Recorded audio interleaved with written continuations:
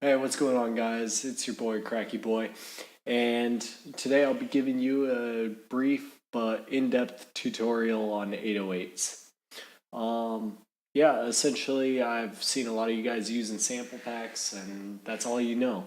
But I'm telling you right now, there's a lot of flexibility and a lot of creativity that comes with making your own 808s. So that way you're not stuck like digging through sample packs trying to find that perfect 808. You just make your own 808. You make it yours, you make it, and it's pretty fun. So I'm going to show you the reference track that we're using. If this tutorial helps you, be sure to like, subscribe, all that jazz. It means a lot to me, motivates me to make more tutorials. Here's the track though.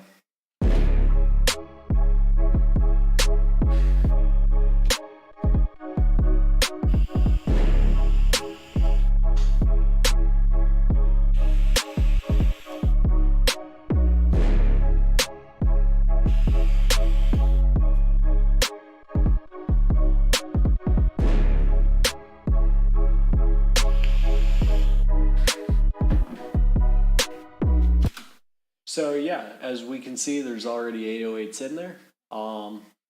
Basically, this tutorial wouldn't be very helpful if I just started here. So what I'm going to do is I'm going to go ahead and delete the whole 808 patch. And I'm not deleting my pattern, I guess, because I think that writing 808s is completely different than synthesizing them. So we'll leave that for another tutorial. I've got a lot of tricks up my sleeve for that. So now we're just going to start with a basic massive patch. Basically, I'm trying to make this a really generic tutorial because I want you to be able to take this knowledge and apply it to any synthesizer, not just massive, not just citrus. You know, I want you to be able to use it in FL, Ableton, Reason. I want you to be able to use it on massive, Serum, whatever. If you guys are looking at a new synthesizer to get, would definitely recommend Serum because a lot of my tutorials coming up are probably going to be for Serum, and I'll be able to teach you how to make brass, strings, you know, all the things you rely on sample packs for. I'll be able to show you that in Serum, and you'll be able to make your own instead of relying on these sample packs.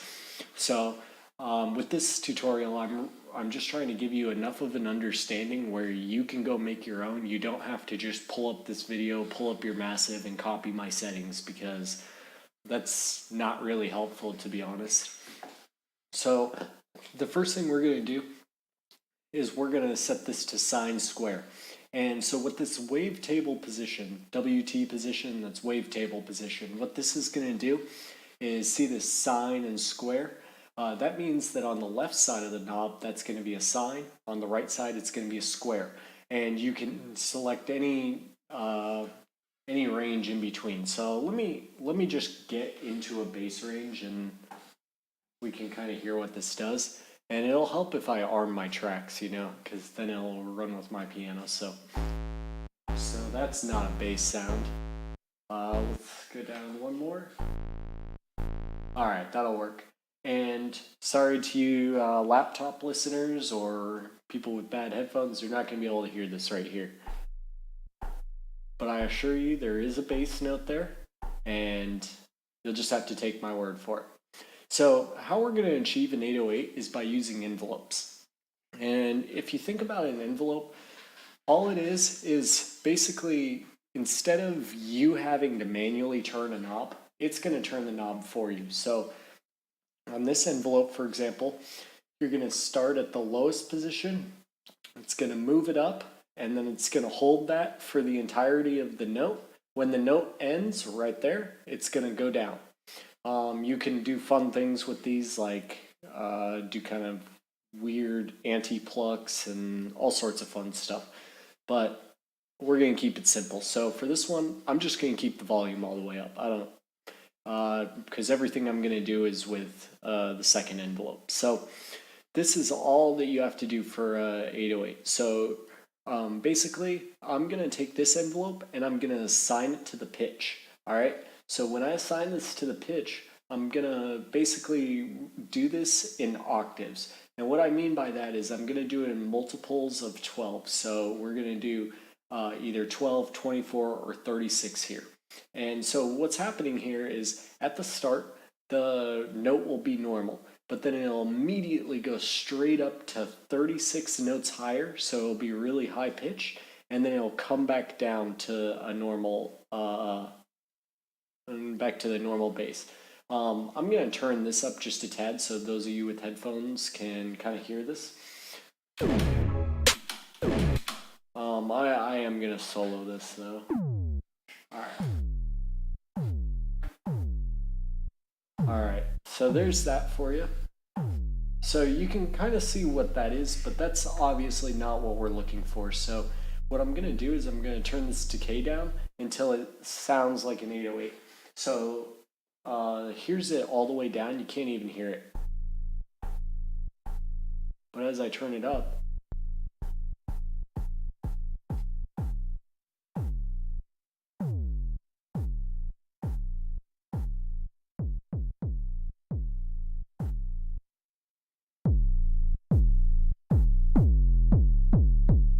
all right, so I'm going to turn this down just a tad. So basically with your 808s, you have to think about your 808 as three parts. First you have your kick, and that's going to be your punch at the start. So that click, that's going to be your punch. That's going to be your kick. Then you have your sub bass and your harmonics, and those are on your tail. And so basically your sub bass is purely what's going through your subwoofer, and your harmonics are going to be all that mid-range to low mid-range stuff where it's like that buzzing you hear for the 808s. And so if I turn this all the way down to a sine, it's going to have no harmonics. It's just going to be purely sub bass after the kick. So we can kind of hear that there. So now what I'm going to do, I turn this up a little bit just to get our harmonics going, but there's lots of other ways to do it. And that's something I can't stress enough about this tutorial is take what I'm teaching you here and don't just copy it. Find new ways to do what I'm talking about. Show me that I'm stupid. Show me a new way to do things. Show me something that's completely different. So there's one thing that I'll start by saying here though is that this is like the core of an 808. So you can do this in almost any synthesizer. What you do after this is what makes it yours. You know, this is just a very generic 808. So in different synthesizers, you're going to have access to different knobs and it's going to give you different options. But at your core, you should be able to do this in almost any synthesizer. So one thing that I like to do, and this is where it really just comes down to fiddling with knobs, playing around with them until you get the sound you like. And the more you do it, the more you'll find that there's certain things you like to do. Like, I really think that a classic tube over here sounds really good with it. I turn the dry wet all the way up, and then I play with the drive until I get the sound I'm looking for.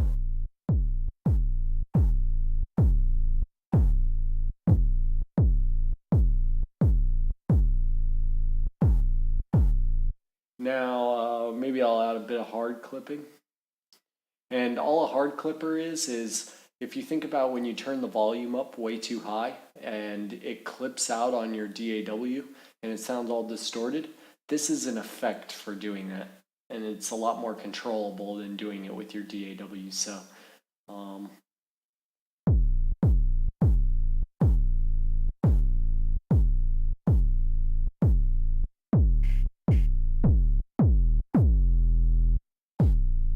okay, so, and if you listen to a lot of trap music, they like to slide their 808s. This is something you can really easily do in Massive.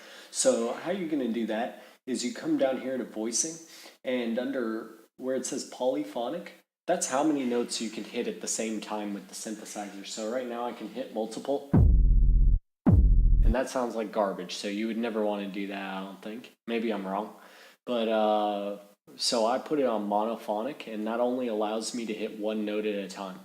And under this trigger, you can do legato or legato triller. The difference is that legato, if I hit one note and then while I'm holding that note down, I hit another note, it'll slide up to that note. If I let go of that second note, it'll cancel both notes. If you put on legato triller, what happens is you hit the first note, it slides up to the second note, and then if you let go of that second note, it'll slide back down to your first note. So that's really helpful. For those of you who don't know, there's if after you do that, if you come to this oscillator settings and then you click this time knob here, it's gonna like I guess change how fast it slides. So to give you an example, here's it without it.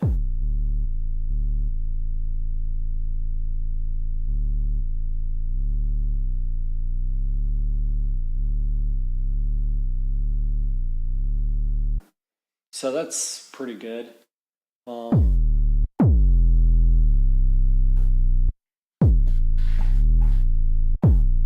So I like that the way that sounds a lot. So now let's talk about what they do. They've been doing in modern trap music a lot. So when you have your sub bass, right? You always want that to be in mono, and I'm gonna show you why. So if you come down to any like waveform, and we just zoom in on this until we can see the individual waves. If you stop thinking about this like a wave and you start thinking about this like a map of where the subwoofer is going to move, it makes perfect sense. So when you have a sound that's in low enough register that the subwoofer can take it, what's happening is it follows this line right here, and when it's down at the bottom, let's just imagine that the subwoofer is moved all the way out. When you go forward, or when you go up, the subwoofer moves forward and back and forth, and that's how a sound wave works. That's how the subwoofer produces the sound. Well, basically what happens is, let's say that you have multiple sub bass like notes playing at the same time, or multiple sources of sub bass, and let's say that the first sound is going outwards on the subwoofer first, but the second sound is going inwards. What happens is the subwoofer goes, wait, I should just average those out. And what happens is the subwoofer just stays in the middle because it's trying to go outward and inward. So that's called phasing out. And because the subwoofer is not moving, you don't hear anything. This is why you always want to have it in mono. You only want to have one signal going to your subwoofers at any given time. But if you listen to modern trap music, it sounds like the 808s are wide as hell. They sound stereo as hell. And right now I'm going to show you how that's done. So basically, when you take your 808, right, you want your subwoofer to be completely mono, and you want to play with everything else separately. So what we're going to do is actually duplicate the track. So we've got the same synthesizer playing the same thing on both sides, but let's say that let's basically rename this one low 808, and we'll rename this one to high 808. Okay, so now basically what I'm going to do is take EQ. You can do this with any EQ. This is not specific to Ableton. You just take that. You just take one of these high pass filters right here.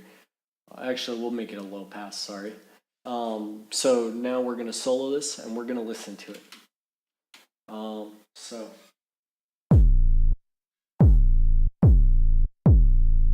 What am I doing here? Oh, I'm stupid. Sorry, viewers, I am very stupid. Alright, so there's it normal. We're going to filter it until we get to the point where it's just sub bass.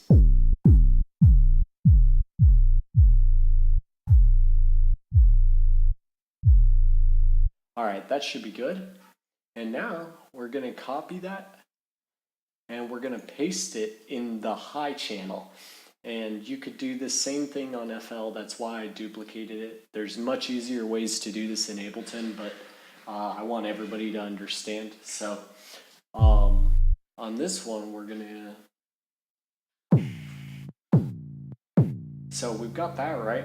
Well, now we can do fun stuff like we can put all sorts of effects. You could put a reverb here, you could put pretty much anything you want, because now you're only playing with the high end of that 808 kick. One that I like to do a lot is this one right here. Oh yeah. And this is just a stereo imager, so we're gonna,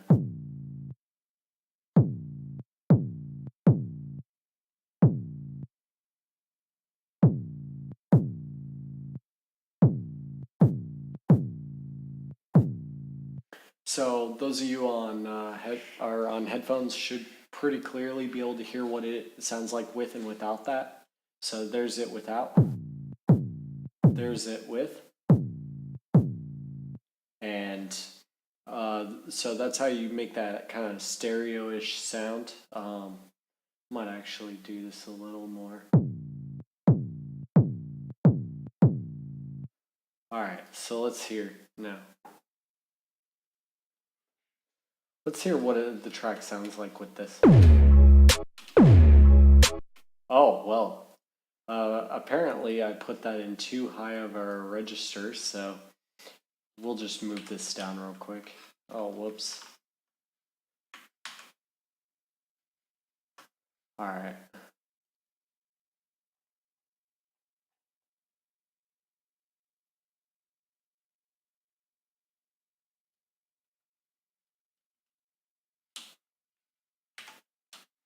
All right. There we go. And sorry about this, guys. We're just copying this to everything else. All right. So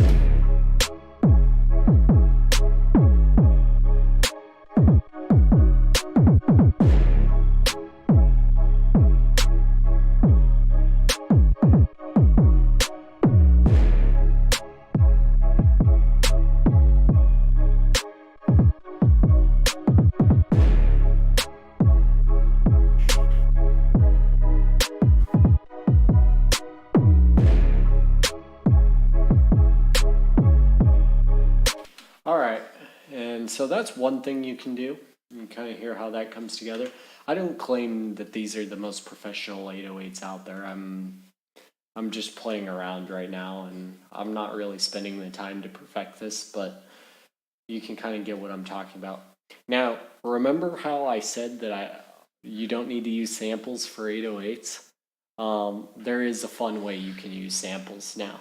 Now that you've got your own tail and you're kind of doing things your own way, one thing that I've found that works pretty well is if you take a kick, like let's say, let's just find one. No, not an 808. No. Let's see. Let's try. Wow, that was the one I just tried. Let's try Metro Boomins just to sound super generic. There's. Okay, there we go. So now, give me 1 second. I'm just doing something fancy real quick. Okay, so now all I need to do is copy this into here, and this is gonna follow the pattern of that. It's gonna play this kick sample every time it hits in here. So.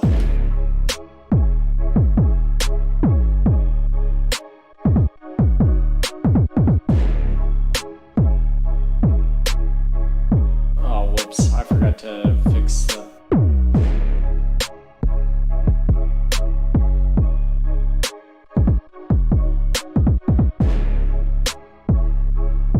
Yeah, so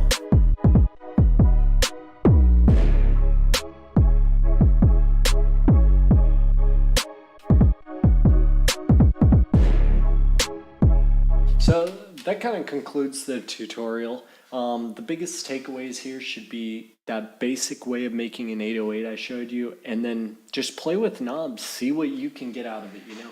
don't don't be don't be happy just making a generic ass 808. Make something that's yours, you know. I uh I really think that this is a problem in the hip hop community right now, that people aren't willing to try new things, and that's like, it's really sad to see. So, I hope you liked my tutorial. If you'd like to see more tutorials, or you got a suggestion, something that would help you, feel free to leave that in the comments section. You know, I do read them, so if there's something I can help you with, just let me know. Anyway, have a great day. Peace.